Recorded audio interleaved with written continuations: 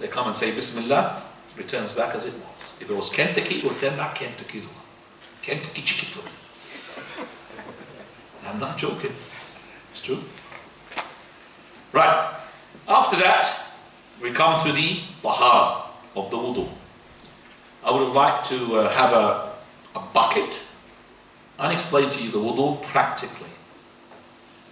So if there's somebody who can bring me a bucket and a bottle of water, that one is on the table, is more than enough.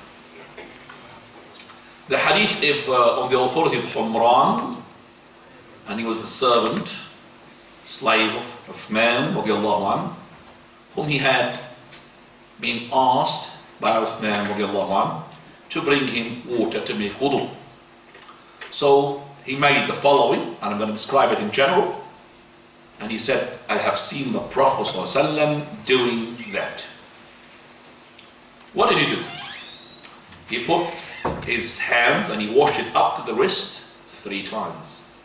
And after that, he put water in his mouth and he rinsed his mouth 3 times. Then he put water in his nostrils and he rinsed, or he sniffed the water 3 times. And then after that, he washed his face. And that's the face. Face, what is facing you? So the neck is not part of the face. What the face is, what the neck facing you. From the top, is from the end where the hair of yours goes from the top, the end of it, to the earlobe.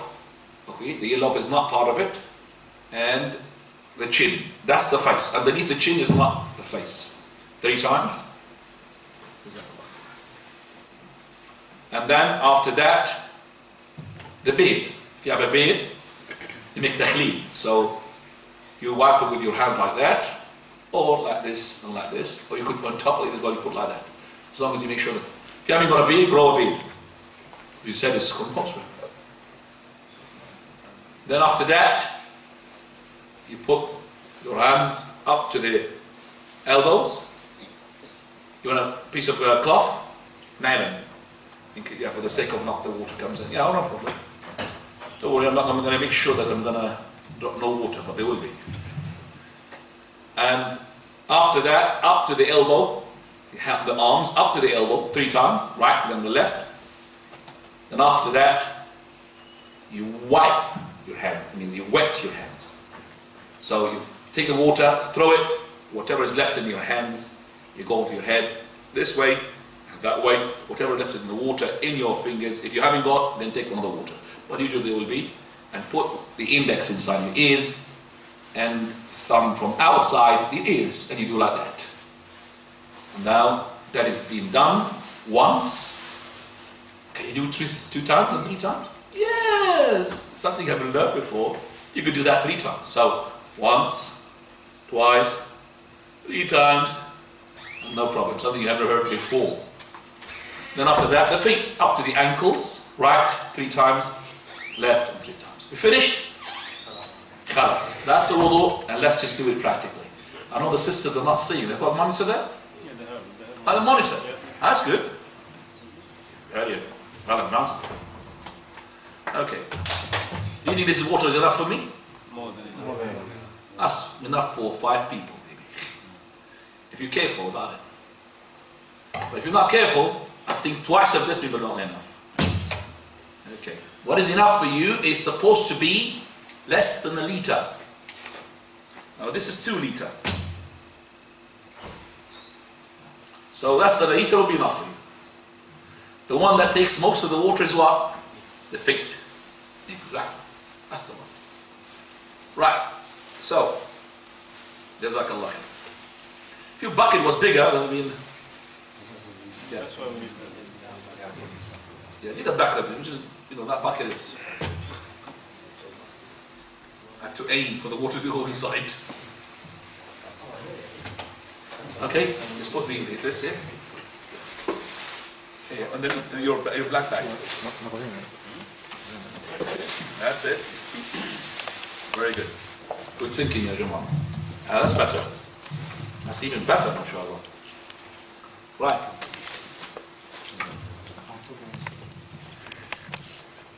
When I start my wudu, just like when I start putting my clothes on, just like when I start slaughtering, like when I start eating. What do I say? No, you don't have to. I'll do that. I don't. If everybody wants somebody to help him, it's going to be terrible. Unless you are one-handed, or even one-handed can do it on his own. Or ill, but you have to do it on your own. Okay? So, okay, there's no cap. Make sure that it doesn't drop. Alright, so please sit down, everybody. Okay, I'm going to put from the left onto the right. I'm going to wash my hands 3 times. So, that's 1. Okay? Up to the what? The wrist. That wash is not compulsory. I'm going to as well wash my knuckles. Remember that Sunnah al-Fitra? Okay, what's that for? I thought you asked for a cup. I didn't know. So sit down. They're going to bring my wudu. Right, okay. So that's not compulsory. What is compulsory is when you come to the hand, all of it together. So that's a sunnah. So if you did not do this, make sure that when you wash your hands, you wash as well your palms with it. When you come to the hand. Okay? Yeah. So if you have a ring, just move it a bit. Okay, just smooth the ring. You don't have to take it out. Just move it. Which means the water came out inside. You have a ring. Okay, so that's 1. And then twice, 3 times. Alright? Once is enough. Twice is enough. 3 times is a sunnah. The best. But once is enough. And it will be more or recommended than the 3 if you haven't got water. Or if the jama'ah is on. The jama'ah is on, the prayer is on, and you want to make wudu. You don't take your time. So once. Now it becomes better because catching more of the prayer, more the priority than making the sunnah of the wudu. You understand that? So once. Okay. After that, I go to the mouth. 1 is enough, 2 is enough, 3 is a sunnah. So I'm going to do it once. So this is water. I'm rinsing and I'm spitting. We do once, twice, 3 times. After that, the nostrils. So I go, my head is like this. I don't have to go like that. So all of it, my head, just like this. So there's no gargling like that because if you're fasting, you might break your fast. You don't go. So that's the second time. You could do this with 1, which is better to do it once in a while, to alternate, and better when you have less water, which is the mouth and the nostril in 1. So 2 in 1. So half will go here, half will go there. Half. And I do this all the time. Better for me, faster, more saving of the water. And the Prophet used to do it. So, now, please notice, I put the water into my mouth and my nostril with the right, and I take it from the nostril with the left. The left. Right. Then after that, the face. So I take the water like that. Okay? So I'm gonna, that's the face. Okay? And then make sure that the water, goes into this eyes of yours, that inside. So I'm going like this. That's once, twice, 3 times. So that's the face. That's it. You don't have to do that. Some people do like this. Hit the face. So slowly. Okay? And then after that, 3 times, you could now do we call it تخليل اللحية. إخوان اللحية. Okay? Enough. Or you could do like this. Or you could do like that. All of that is allowed. That's it. تخليل اللحية. Once. And after that, I go to the hand. So I could do like this, and then I roll it. So it goes all the way, and I make sure that I'm doing the elbow. Now, if I didn't do the hands at the beginning, I make sure that I am doing it again. But if I did it now, I could really be tolerant. I don't have to really make my knuckles again and again, because I've done it at the beginning. That's once, twice, 3 times. And after that, I go to the left. Either I put on the right and then put on the left. That's what I do. Or you could put on the left and do like this. But maybe this one is not comfortable for you. So you just put on the right hand, fill it up, and like this. Okay. And make sure now as well with the hand, because you've done it at the beginning, so no problem about that. So alhamdulillah, once, twice, 3 times. After that, I take water and I let go. And then I go to my head, go in, and forward. Then whatever is left, I've got a lot, you see, water is left. I could take it from my hair as well. And put my index in my ears, right on the right, left on the left, and the thumb is from outside. That's, I do it once, that's the sunnah. You could do it twice, you could do it 3 times. Don't exceed 3 times in any part of the limbs. Then after that, the foot. Look how much water I've used. And look how much from the bottle. You could hardly see the difference. And I said to you, 5 people, even more than 5 people do that. But as I said, usually is the case, it is the foot that takes the water. But in my case, inshallah, I will not. Alhamdulillah. Right. So I'm going to use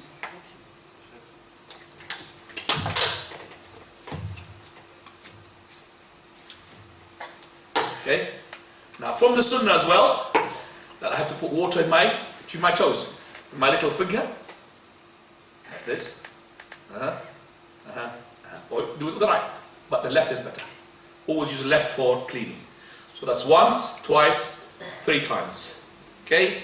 Same thing with the left foot. So I'm going to go to the left foot, and I'm going to use. I'm sorry, I'm not comfortable, but I think alhamdulillah I could see that I am a bit agile, mashallah.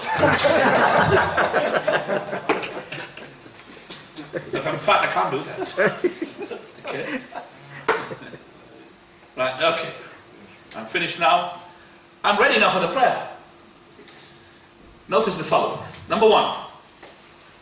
Regarding the numbers of the fosh, you could make your hand once, your face twice, your nostril 3 times. It doesn't matter. But the sunnah is to do it 1, 1, 1, 1. But Prophet of Allah, he had done. Once he washed his hand 3 times. Then he went to the mouth, he did it once. Then the nostril twice. So no problem. Number 2, which is more important, the order. The order is not compulsory, but it's highly recommended. You've seen the order that I've done? Now, according to themselves scholars, it's compulsory or a condition. It is not.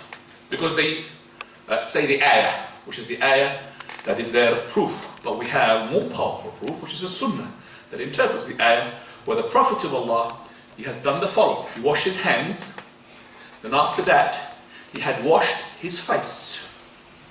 And after that, he washed his arm, then he went back to his mouth and his nostrils.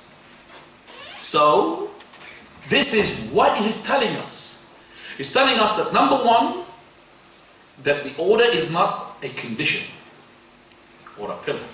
Number 2, to economize the usage of water. Imagine that somebody had forgotten and he had done his, for example, his hands, then he went to his face and he forgot his nose and mouth.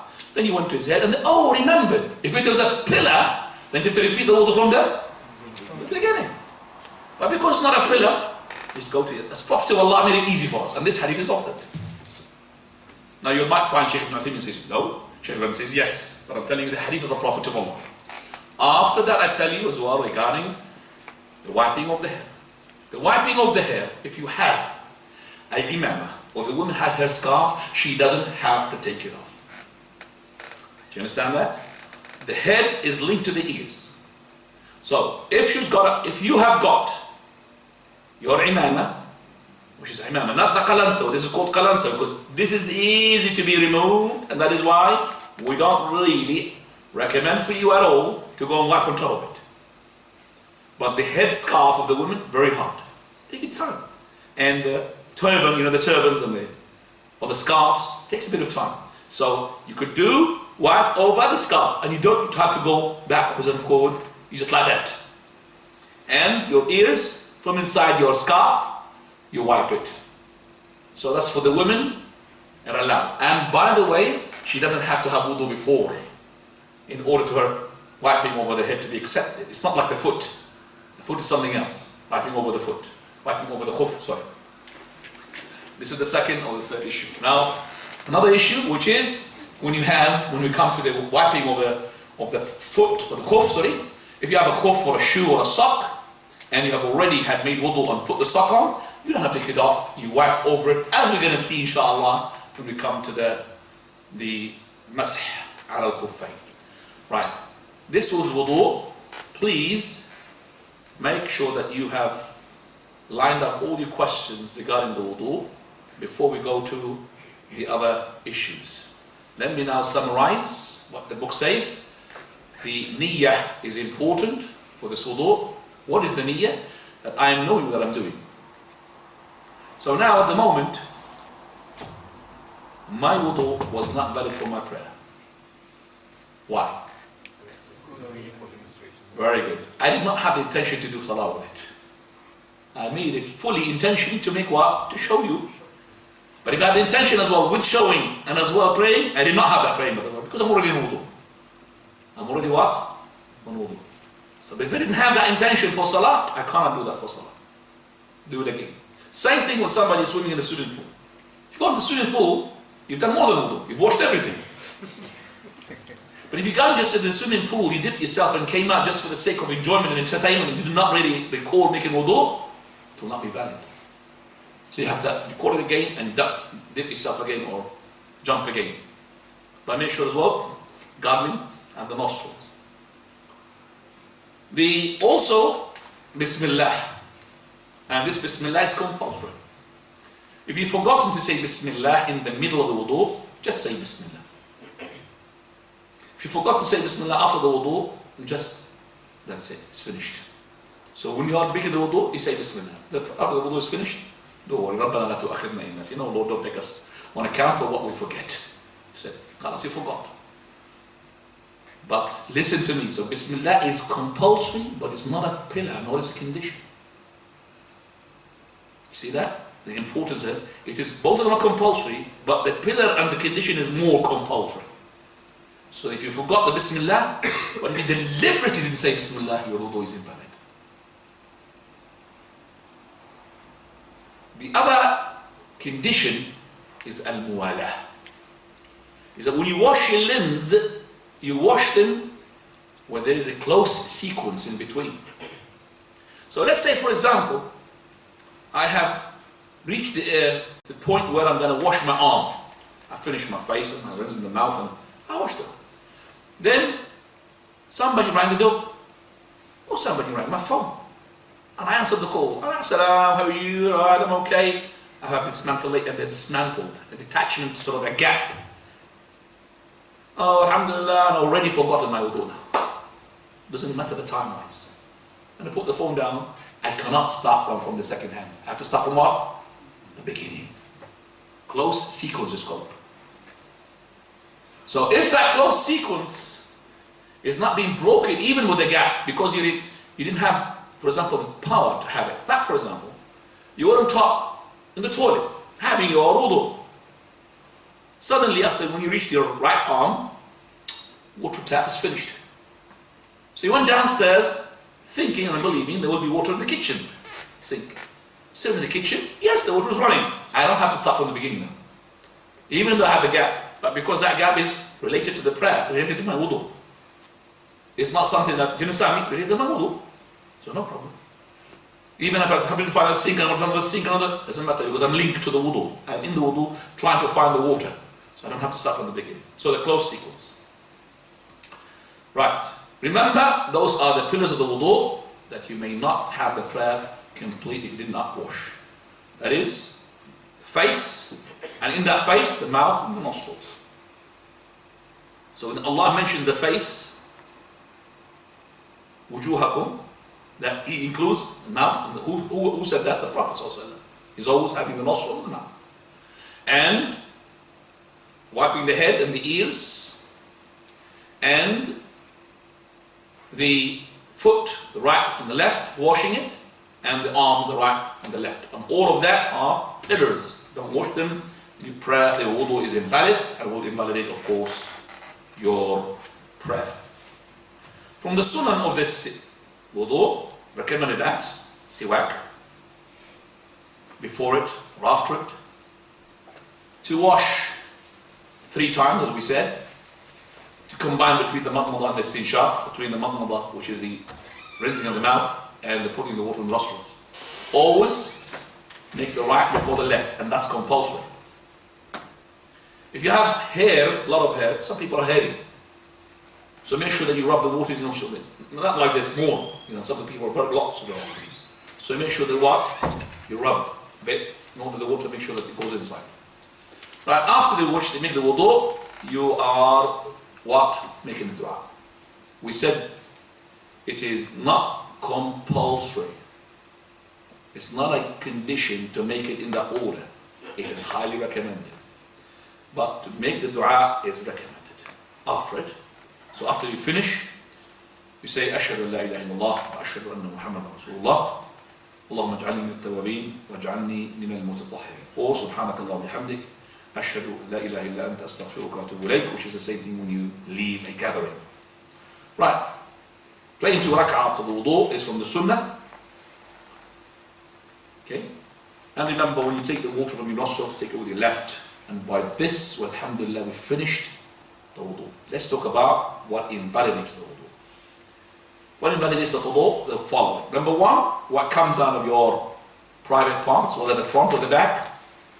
And also, this discharge of the wadi and the madi. As for the mani, you need complete ghusl. The wadi and the mani, remember, it is not ejaculation. The secretion that comes out of your private part without ejaculation. That will invalidate the wudu, but if you did the ejaculation, then you have to make full ghusl. Also, the deep sleep. Deep sleep means there's a light sleep. The light sleep, the person, he sleeps and he knows what is going around him. Even if you say something about him, he will look at you.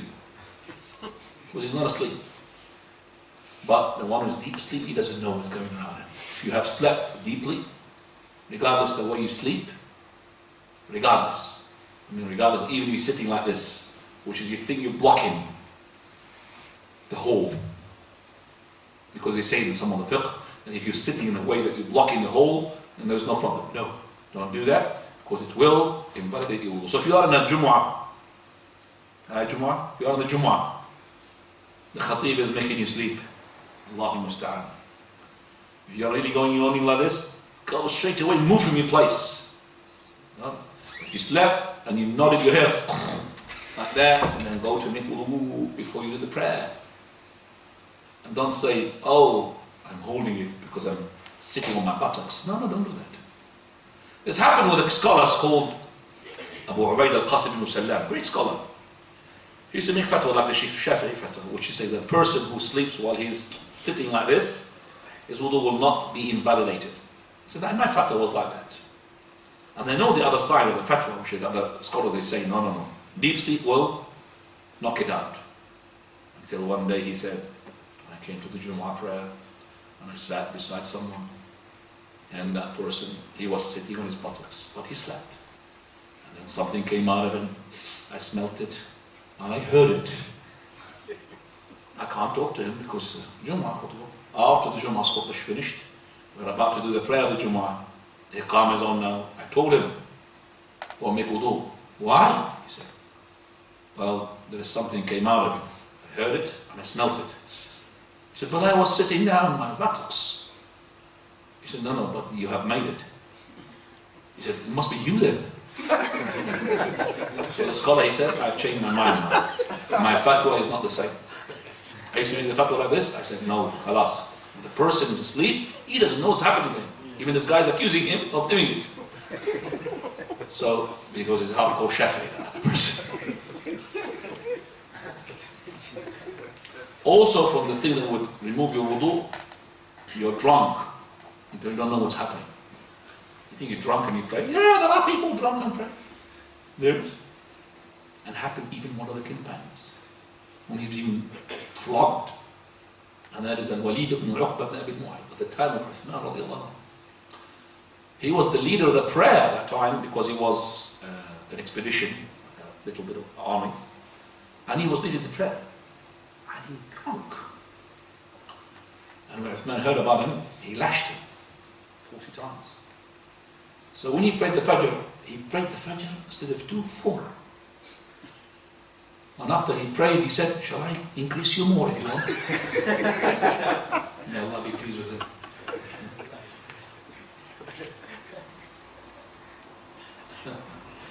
Right. If you are as well fainted, your wudu is broken. You have to do it again. If you touched your private parts, male or female, you touched it with no barrier and with lust, you will break wudu. But if you just scratched it, whether without barrier or with a barrier, it will not invalidate. So if you scratch your meat to meat, skin to skin, because you're scratching, it doesn't do anything. But if you touched it and there's no barrier, skin to skin, and you had anything but scratching, something to do with lust, then it will break the wudu. Eating the camel meat. Camel meat, regardless of the way you eat it, cooked, barbecued, it will invalidate your wudu. As for sheep or cows or all of that, it does not do anything. If you want to make wudu, it's up to you, but there is no compulsion. So all of those called invalidated the wudu. Now, this wudu is required for praying and also for making tawaf around the Kaaba. Shaykh al-Islam said you don't need wudu, but it's wrong. You need a wudu. It was like a prayer. Shaykh Al-Bani rahimahullah adds to the circumambulation of the Kaaba, making sa'i between Safa and Marwa. Why? Because it says in the Quran it's been said, فَلْيَطَّوَّفَ بِهِمَا. He made a tawaf. So that is why sa'i between Safa and Marwa, just to be on the safe side, make sure that you are in wudu. Now the wudu also recommended, not compulsory, for the following. When you mention Allah, remember Allah. Recite the Quran. Not touch the Quran, recite the Quran. Recommended to mention Allah subhanahu wa ta'ala. When you touch the Quran, some scholars they say it is needed and compulsory to be in wudu, on tahara.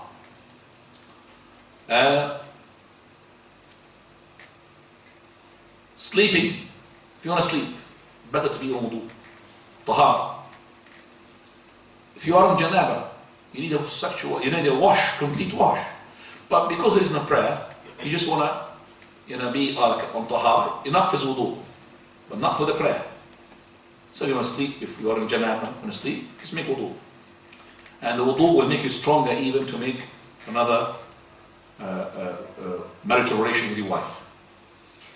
Now, also, before they make the ghusl, whether this ghusl is compulsory or recommended, make wudu before it, while you are in the ghusl. Even if you are naked, make wudu. Also, if you are being barbecue meat, it's recommended to have wudu. And for every prayer, recommended to renew your wudu. And every time you break wudu, make wudu. If you vomit, also make wudu. And if you carry a deceased, carry him on your shoulder, recommended to have wudu. All of these recommended to have wudu. Right, so alhamdulillah, I think we have finished the wudu completely. And we leave now for the inshallah time. Last class will be the tahara next week. So last class of the tahara will be the following topics. Wiping over the khuf, and also there will be tayammum, and also the women's session, hayd, or nifas, menstruation, postnatal, and prolonged period istihada. Make sure that you bring wives, sisters, daughters, all of that, because there will be benefit from that.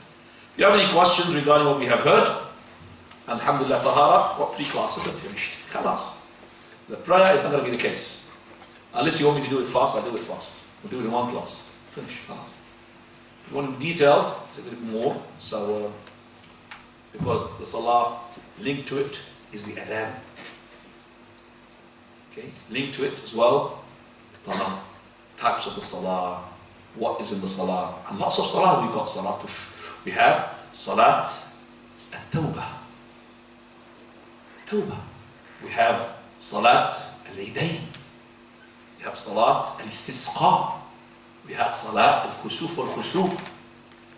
So all those, lots of salat, so it's not going to be enough for us to do it in 3 classes. It will be a bit more, but I will try to squeeze in as much as I can. Right. Are you okay with the way that we're explaining the prayer? Okay, alhamdulillah. Any suggestions? I'm open for that. Without that, it will be the question. You know, some people they smoking Some people what? smoking cigarette and then Smoking cigarettes. yeah, and then they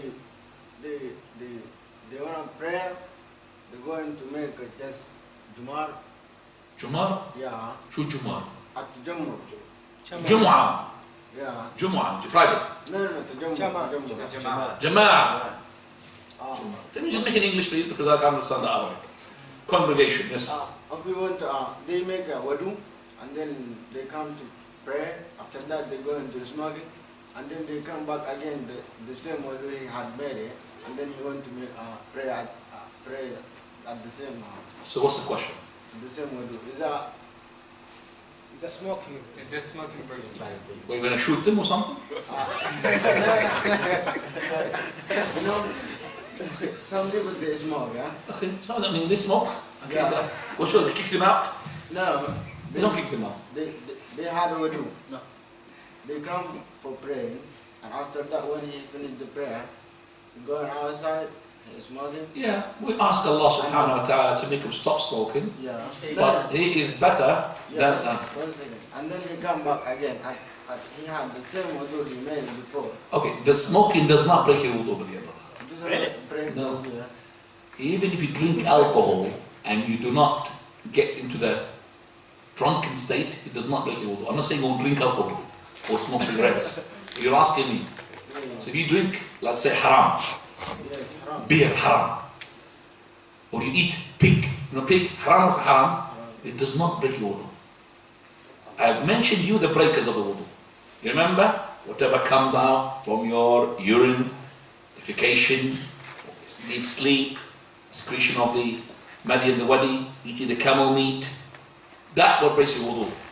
But eating haram, or drinking haram, or smoking haram, even he smokes cannabis or drugs, it does not break his wudu. So we say to that person who is drinking and praying is better than the person who drinks and he doesn't pray.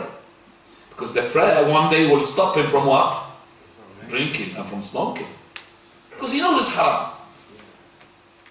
I remember a person, by Allah, when I came to the masjid, the masjid is next to the pub, exactly. And I had a glimpse in my eye and he was drinking. Person is drinking. He's from an ex-country. And then, his name is Abdullah. What does country mean? And then when he came to the masjid, I said, Abdullah, I have seen you in the pub. He said, so what? This is a sin and this is compulsory upon me. That one is a sin I can't get rid of. Inshallah I'll get rid of. I'm doing a prayer. I said, Wallahi, this is monotheism tawheed. This is tawheed. He had convinced me. I said, I'm doing haram, I know that. I can't get rid of it. Do you want me to leave my prayer? No, pray. Keep praying, inshallah, until one day you realize. And that's what the companion behind the Prophet of Allah. You know what he did? He used to steal and pray behind the Prophet. The messenger of Allah, he steals and prays behind you. What did he say? Get him out? His prayer is invalid? His wudu is invalid? No, he said, لَعَلَّ صَلَاتَهُ تَنْهَاهُ. Maybe his prayer will finish, stop him from stealing. Yeah, because he's linked with Allah Azza wa Jalla. One day he will. So this person who steals, do you think he steals and I want to get closer to Allah by stealing? No, he does not. He steals, he knows it's a disease. Some people got a disease of stealing, disease of drinking, disease of smoking. It's a disease, habit. Can't leave it. So one day, inshallah. So that guy, please, don't shoot him. Remember? I'm talking to him nicely. And bring him back to the prayer. And tell him, inshallah, you know something, brother. When you smoke, as soon as you come to the prayer, people next to you don't like it. Because you really smell horrible. Wallahi, I used to know one of my sheikhs who taught me. Okay? And he's really very knowledgeable. When I say scholar, because how can a scholar be smoking? Every time he's been asked about cigarettes, haram or halal, ask somebody else. I never knew why he said that.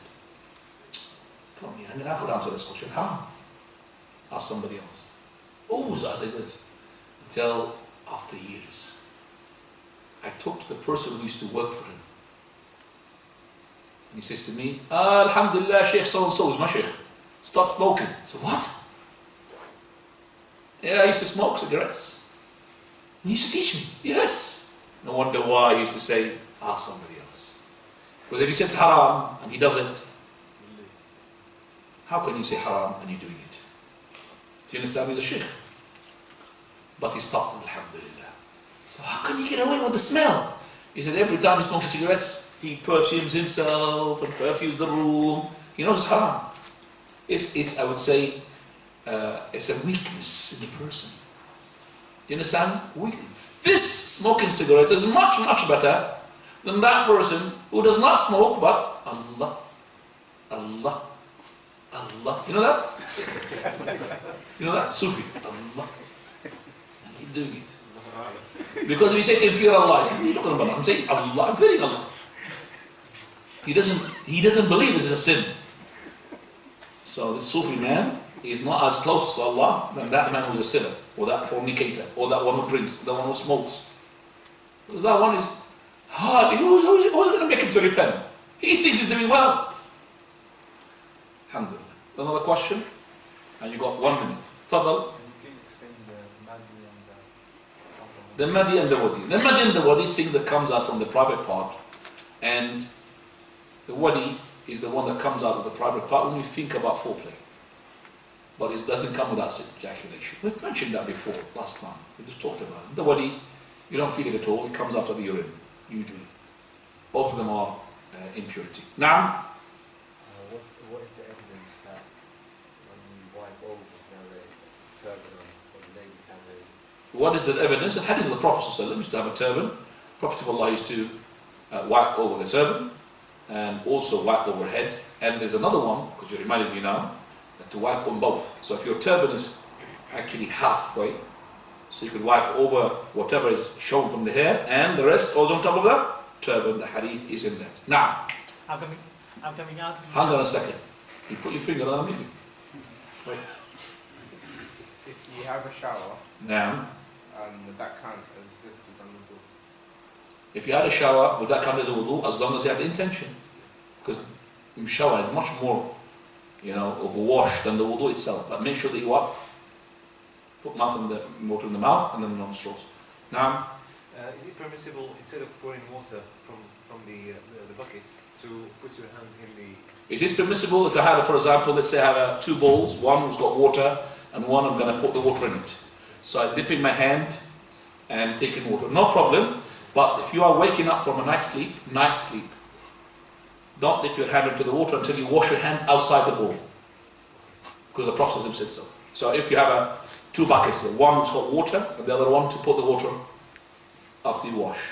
When you dip your hand into that water, if you have woken up from a night sleep, not from a day sleep, because of shaitan, night sleep, then you must wash your hands outside, then you can start dipping from the water from there. Now, I want to talk about the deep in a swimming pool. yeah, I don't understand. Do you have to do the action or you just like... you don't have to do actions, you just go inside, that's it. Yeah. But remember the mouth. If you drown, you're on wudu. Because the water's gone inside your mouth and your nostrils. Fadal akhi. I'm coming out of the shower. I just took out the shower, doing my wudu, and going to pray.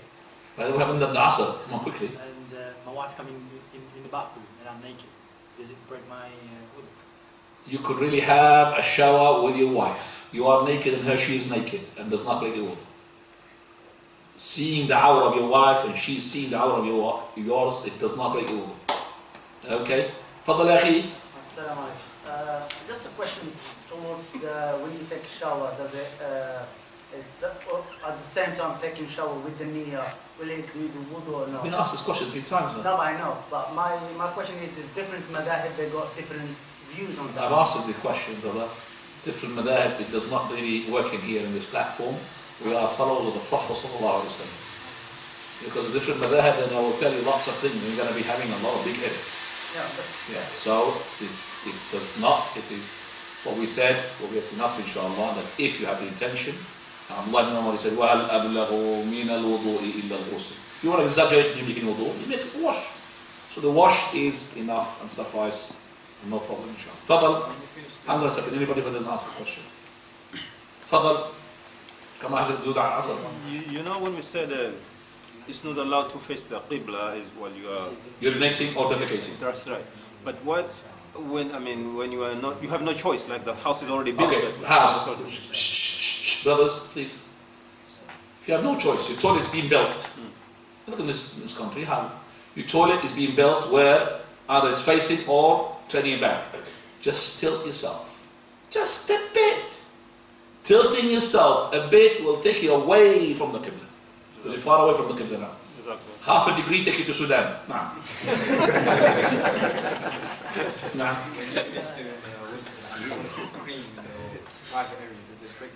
Does not break your wudu as long as you don't have lust. Nah. The question was to put cream after you have made wudu onto your private part. If you put in the cream and there's no lust, does not break the wudu. Nah. If you touch it, if your wife touches your private part, if you touch your private part with lust and you felt the lust, then it will break your wudu. It will break your wudu. You understand me? Hair wudu. Yours it does not, because you haven't touched it. And you're not intentionally touched. She put it there herself.